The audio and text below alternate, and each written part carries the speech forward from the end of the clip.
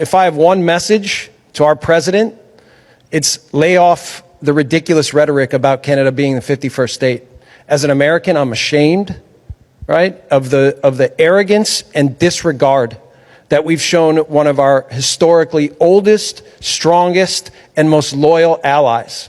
These international tournaments for Canada mean something different now. As an American, I'd like to address the 51st state discourse, which I find unsettling and frankly insulting.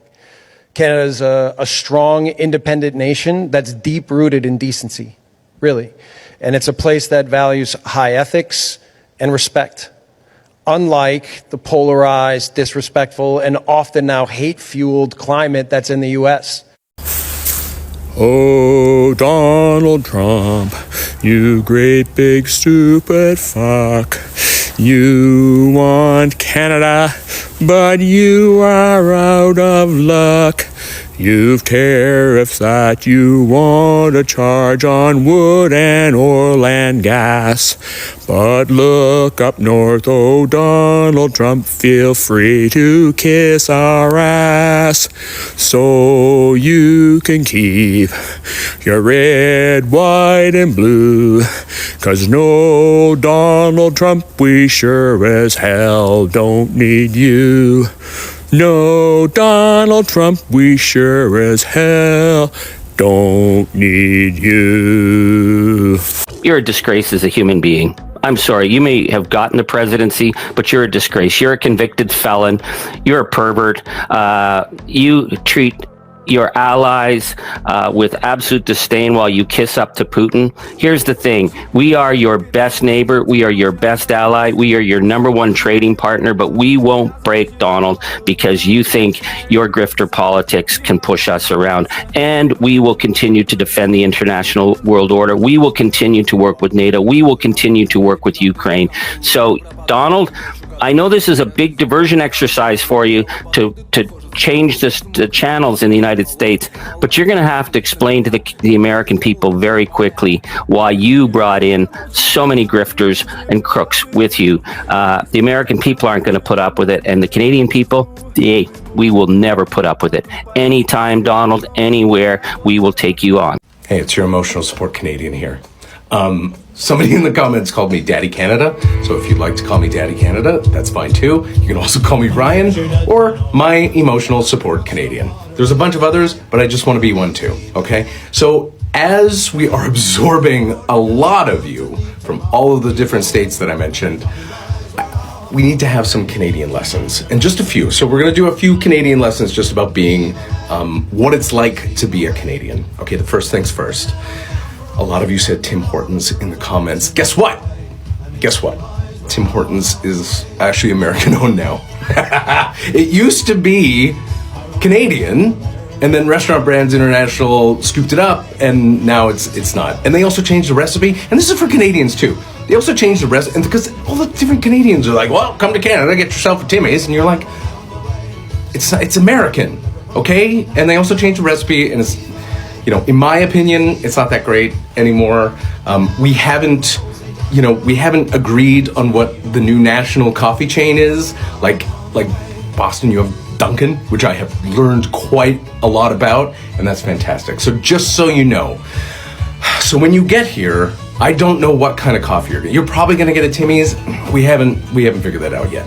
The second thing is, we love hockey. We really, really, really do love hockey. Some don't. And you don't have to. And you also don't need to know how to skate, okay? Once you get here, you will be assigned a Canadian to teach you how to skate, okay?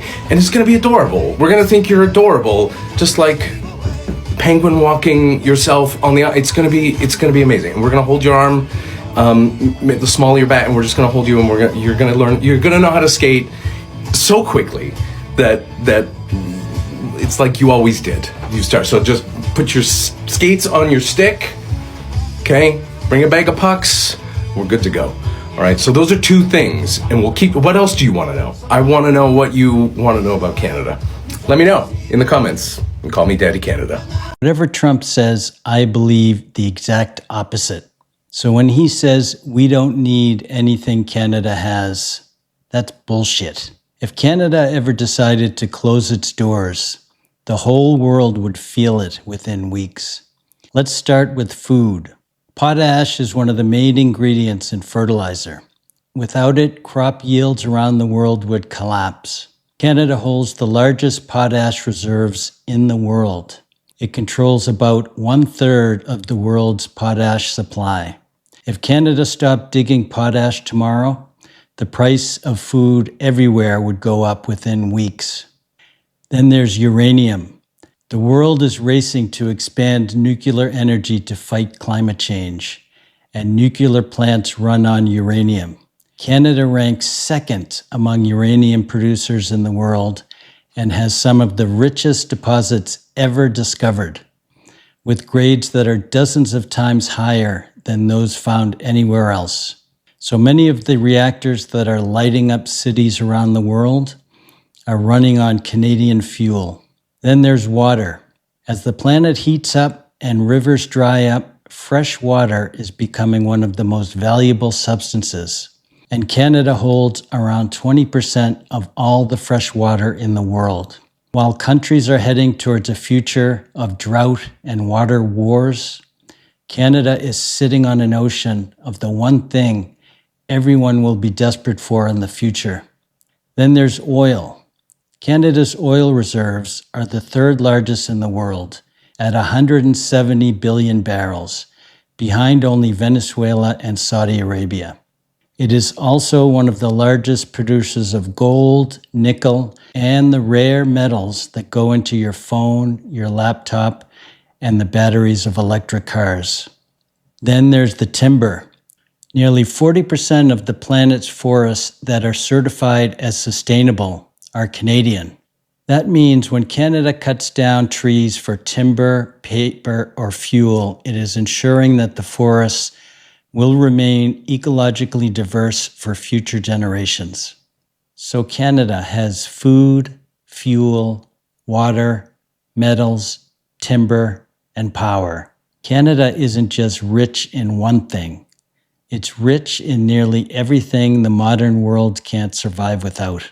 In terms of resources, Canada is one of the most powerful nations that has ever existed.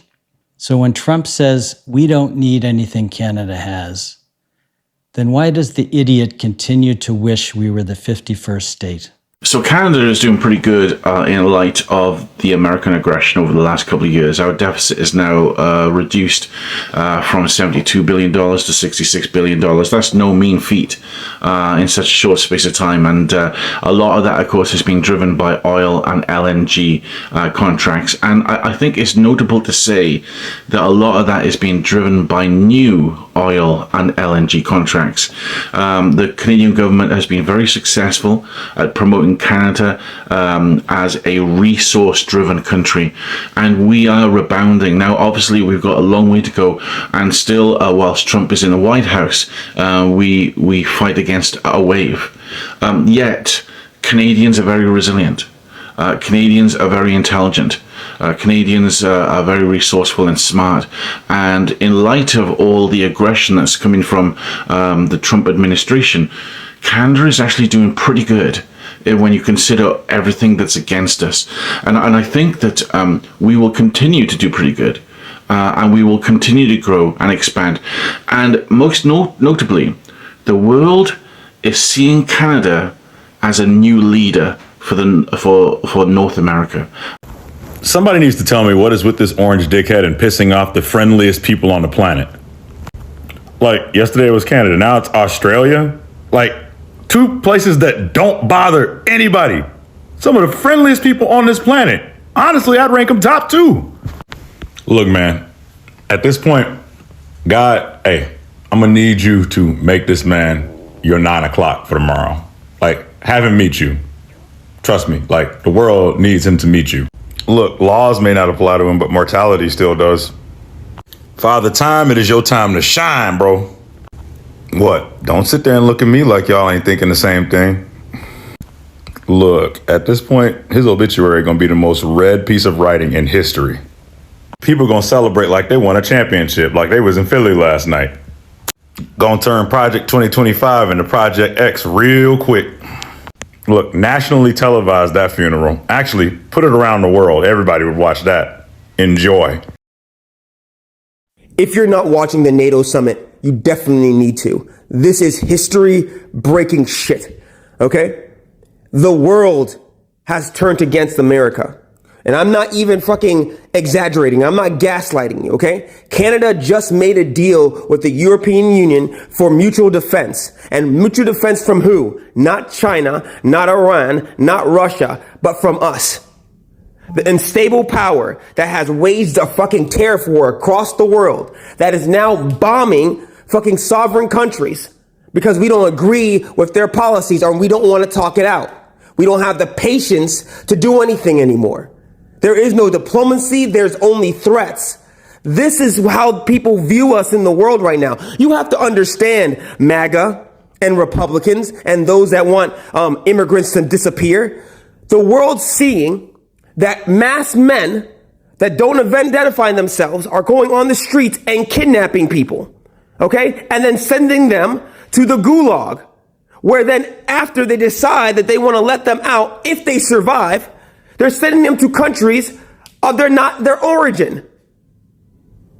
They may not even speak any of the language or know any of the culture. Do you understand what the world is seeing right now? You're denying people coming in if they have literal things that are making fun of our president. There is no freedom of speech. You're literally trying to kick out all the Chinese students until they made a deal of what? A 55% tariff? This is the end. Okay? This is the end of American sovereignty, brought down in 6 months by a fucking diaper Don that didn't know what the fuck he was doing. You should see him on the world stage. They're not making deals with this guy. He is not dealing with anyone. Okay? They're laughing and giggling at him, and they're laughing and giggling at us because they're like, why the fuck would you, Americans, supposedly supposed to be the best of the best, pick the worst of the worst? Okay? Our allies are going elsewhere and they're looking at us like we can't trust them. We can't even admit in our administration that we may have missed the mark. This is fucking ridiculous. There are many things that the Americans want from Canada. They say they don't want them, but they do want them. It's energy, it's potash, it's critical minerals, it's aluminum. For us, it's all connected. We're one country. Why is this something that they always try to point out to me like it makes any kind of sense whatsoever? No! Canadians are not part of America. We're not talking about the continents of North and South America.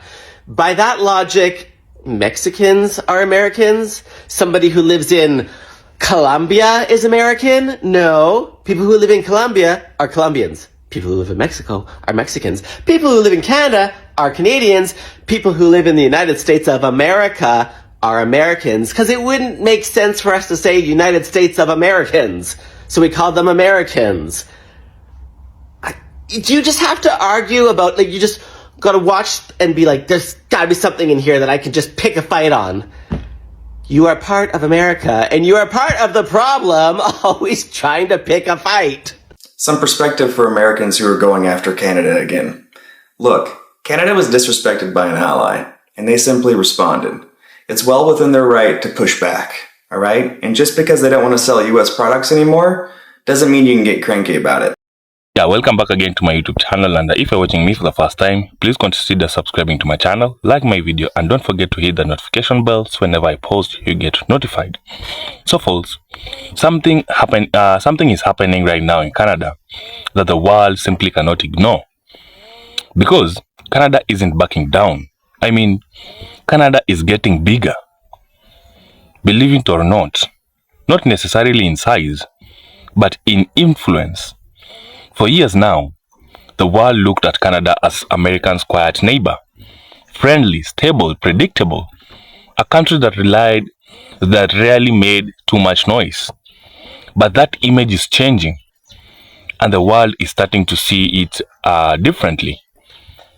A Canada that knows its value, a Canada that knows what it brings to the table, and most importantly, a Canada that is no longer interested in putting all its eggs in one basket.